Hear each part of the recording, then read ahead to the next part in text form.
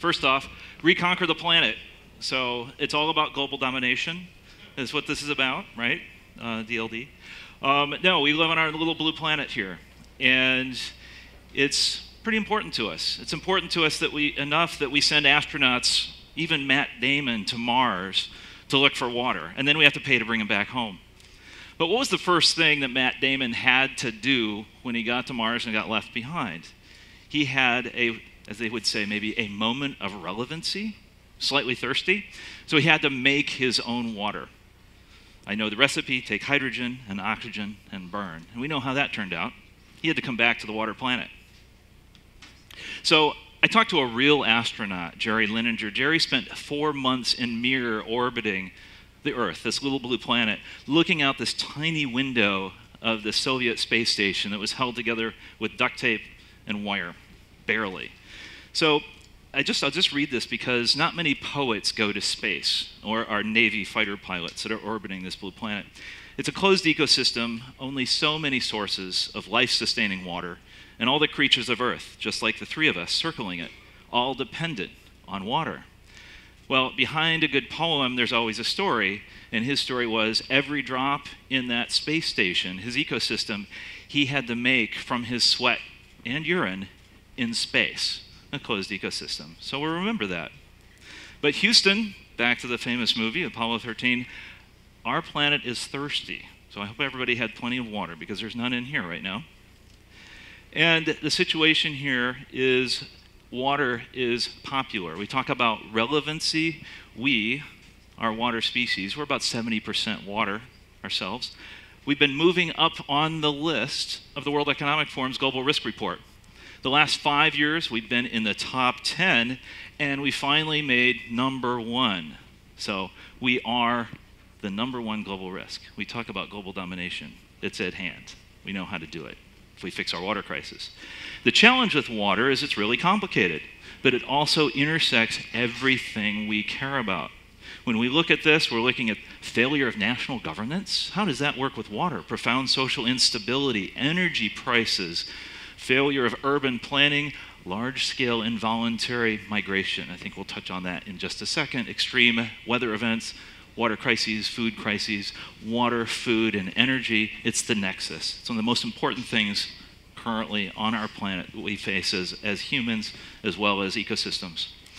Some scary numbers. I'll just run through these really fast, and I promise we'll get to some solutions. So 40% of the world's people are being affected by water scarcity. These are new numbers 2 weeks ago from the World Bank and the United Nations. 2 billion people, and yes, that's with a B, are compelled to drink unsafe water every day. Imagine that. Having to walk to get your water, and then that water makes you sick. 4.5 billion don't have a safe place to go to the bathroom or to manage their waste. Imagine that. That's the other side of the water story. Now, this is a really sobering number. 700 million people, that's 10% of our planet right now, population, could be displaced by 2030. 700 million people on the move because of water challenges. So we all know what's happening now with Syria. So look around the world and see where the water stresses are and where groundwater supplies are diminishing, and we have the makings of serious challenges unless we manage them. So how many people heard of Day Zero in Cape Town? Yeah. So Cape Town literally came right up to the edge of Day Zero. Thankfully, it was well branded because the water recycling people talk about toilet to tap. That doesn't sell very well when you're talking about water recycling. But when you say Day Zero, you can imagine that when 4 million people will actually be in line every day to get water, right? So where are the other Day Zero candidates? Okay, these are the candidate cities that are running for their own Day Zero. How are we going to manage that? This is some of the most profound questions that we're facing on the planet today. Sorry to be so cheerful, but oh my God, H2O. This is a really important issue. Now, where are the superheroes? So that, whoops, we're losing our microphone. There we go. So where are the superheroes? I mean, I think we all feel that for all of these issues, I'm really sorry to lay water on you now, but for all these issues, we're the superheroes for these big challenges of our lifetime, the Sustainable Development Goals, the great intersections of challenges I showed you a second ago. This truly is the challenge of our lifetime. So I tried, this is me, until I figured out that I was just wearing long underwear with a Speedo on top. Kind of disappointing. So I didn't make it as Superman. But I'm a journalist, and I learned to take pictures, and I learned to tell stories, but most importantly, I learned to activate other superheroes. And that's what we do at Circle of Blue. As we send people around the world, we're documenting this big story. On the front lines, this is a huge challenge. On the front lines, it is marching up to people's front doors. Whether you're in finance, or whether you're in your investment, whether you're in environmental management, it affects everyone. So if we take that big picture back to Jerry, our astronaut, this is a picture Jerry took.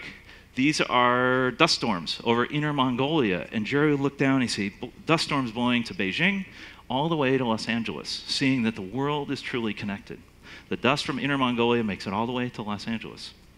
So, me being a reporter, or a superhero, or with a cape maybe, I wondered what would happen if Jerry had tossed a golf ball out that window as he was looking down on the planet, and where would it land? So it would land right here. It would land in Inner Mongolia, some of the world's largest coal mines. He could see these from space. This is how China powers its GDP growth right now, powering its coal-fired electrical grid. These are the mines. But also next to the mines, you'll find a culture. You'll find Wu Yun. So she lives right next to the mines. The mines have taken her water. They use a lot of water to mine and process coal. Coal mine on either side, and now they have to drive 15 kilometers to water. So for their sheep. What does China do? China does things big. Jerry could also see the construction of the South-North Water Transfer Project, the largest infrastructure project on the planet right now, and you've probably never heard of it. It's to move water from the south to the north to Beijing, to supply water for Beijing and also for coal mining. So what else are we finding on the front lines? I'll just give you a little taste here.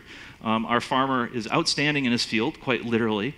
When water is free, when electricity is free, because the farmers lobby, they've earned free electricity, they literally hardwire their pumps. They run 24/7, 24 hours a day, draining the aquifers, mutual assured depletion.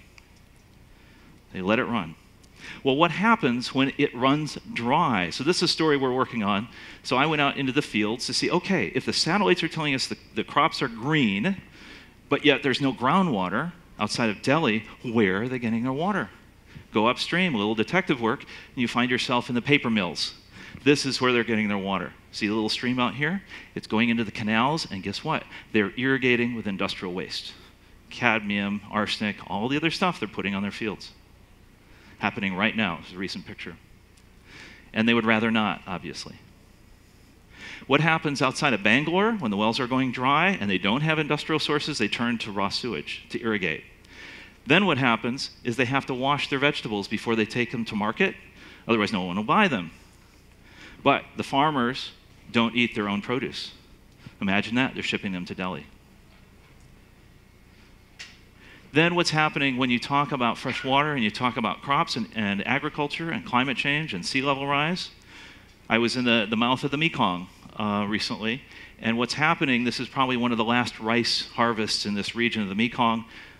Sea level's coming up, and the rice paddies are turning saline. So what do you do as an entrepreneur is you switch crops, right? You dig it out, and you start to raise shrimp. Awesome, you're instantly in the international shrimp trade. But if you literally turn around from taking his picture and look the other way, this is what you see. You see the Mekong River, see how high it is? All it's holding it back from now his new investments is plastic and mud. So I would guess that that's broken through by now. You meet incredibly inspiring people on the front lines of the water crisis. You meet people like Beryl Carmichael, who's an Aboriginal elder in the outback in Australia. That river behind her, that carries all the links to her ancestors. It's an amazing cultural connection. So when there's serious drought or mismanagement, you're also ripping apart the shreds of cultural history. And then what's also happening, we talk about agriculture, how are we going to feed the planet? The more fertilizer we put on our fields, the more runoff we get. This is Lake Kunming, which also provides drinking water for the city. It's become so polluted with algae, they're literally shoveling it out by hand. So that's when labor's cheap. You can shovel the algae out by hand. But when you're on Lake Erie, and you have an algae bloom from agricultural runoff, this is what it looks like when you send an intern underwater with a GoPro. Our interns are great. But 400,000 people were without water for a long weekend in Toledo because of an algae bloom, because of an agricultural systemic intersection there. And then California, we've all heard about California. We could spend all day talking about California, the drought, how they managed it, all about the value of water and pricing water. But this is a huge pumping station I photographed from the air. California spends almost 19% of its budget just moving and treating water on electricity to run these pumps. So you talk about water and energy. And you talk about trust. We talk about trust the first session this morning. You talk about trust, look at Flint, Michigan. Most everybody here, even around the world, has heard about Flint's lead crisis, lead challenge. So when I photographed this young man, this young father, that was his daughter's birthday. I happened to literally knock on the door, invite myself in, and his eyes cut right through me. He doesn't know if she will forever be poisoned by lead. And this is when we talk about big data. This is the Punjab Department of Irrigation. So I was really careful not to wake up the servers. Sorry, data joke. So what do we do? How do we fix this? So we met at the Vatican a year ago. We organized an event called Watershed to realign the values and value. Pope Francis opened and we had 24 speakers. I took great inspiration from DLD. How do we shape the conversation? And how do we change that perception and reality? Because when you have perception over here and reality is over here, we have election anomalies, we have stasis, we don't get action. When we actually align the perception and reality, we get movement because we actually we believe in what the data is telling us and the context on the ground. So what happens if we could actually see the big picture? This is what we're working on and really, really excited about. Yes, there are some solutions, and yes, there are some real big data approaches and ways to fix this. So we're looking at global risks, and then what we're doing is layering climate change and climate change impact and modeling. We're looking at forced migration and predictions. We're looking at water stress, and we're also looking at this 15-year trend of water risk. By 2030, we're looking at a 40% deficit between supply and demand of water. So imagine if you're in a supply chain, or imagine if you're in the finance markets, what are the risks, the bottom lines? What are the risks to your community? So looking at, we've been to Peru, we've been all around the world. So Australia, I mentioned Australia, the outback. This is the Murray-Darling Basin. So India is where our sites are, and I think all of our sites should be looking to India because it's at a tipping point. It's a really interesting spot. What we can do is take the siloed data, which is split, doesn't talk to each other. The data is without context. And we can also layer in all the different pieces from satellite data, all the different pieces like groundwater sensing, and see, is our perception aligned with our reality? We can start to do this in almost real time and get our feedback. We can also listen to the conversations openly, transparently. We can listen to the conversations of our politicians, of the researchers, of the experts, of the public, of the farmers, and we can start to put this data into context. And we can actually start to get a real-time situational awareness of what's happening on the planet so we don't have to have the forced migration that we're seeing in Syria and potentially in other parts of the world. So we're really, really excited about the opportunity to bring this new revolution of technology to monitoring and managing the planet's most valuable resources. So our next step is, how serious are we? I think we all need to ask that question. Mary Robinson last week, I saw her in Boston, former president of Ireland. It will shock us when we learn this September what we have to do to have a safe world by 2030. This September, the new climate reports come out. It will be a test of how serious we are about making a difference. Seriously.